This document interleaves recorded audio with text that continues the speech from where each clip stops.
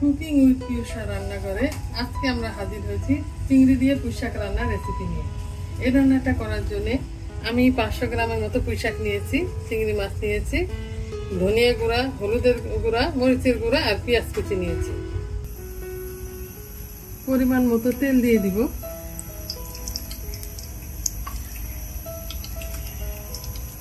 Half কাপের মতো পেঁয়াজ কুচি দিয়ে দিব।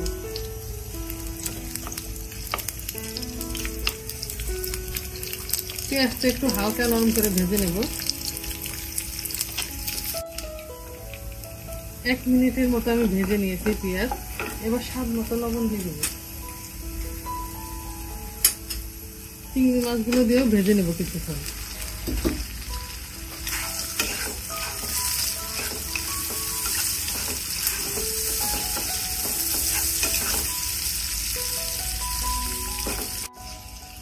মাছগুলোকে আমি 2 মিনিটের মতো ভেজে নিয়েছি।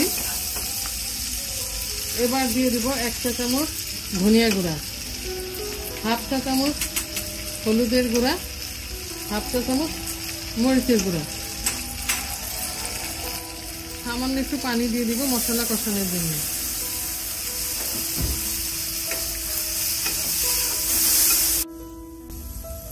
মশলা কষানো হয়ে গেছে। এবার 1 কাপ পানি দিয়ে দিব।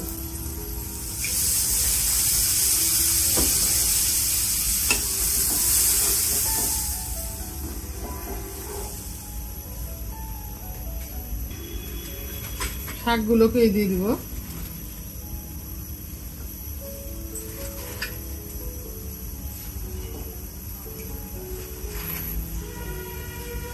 এই পানিতেই পুরো শাকটা রান্না হয়ে যাবে।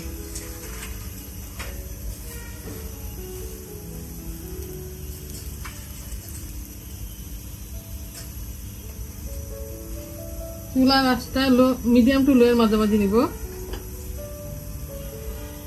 আর ঢাকনা দিয়ে ঢেকে দেব।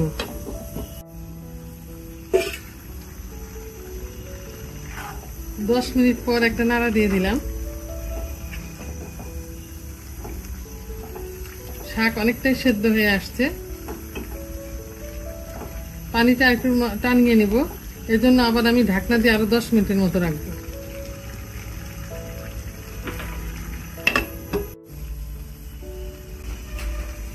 ডাটা সেদ্ধ হয়ে গিয়েছে, আমার রান্নাটা কমপ্লিট হয়ে গেছে।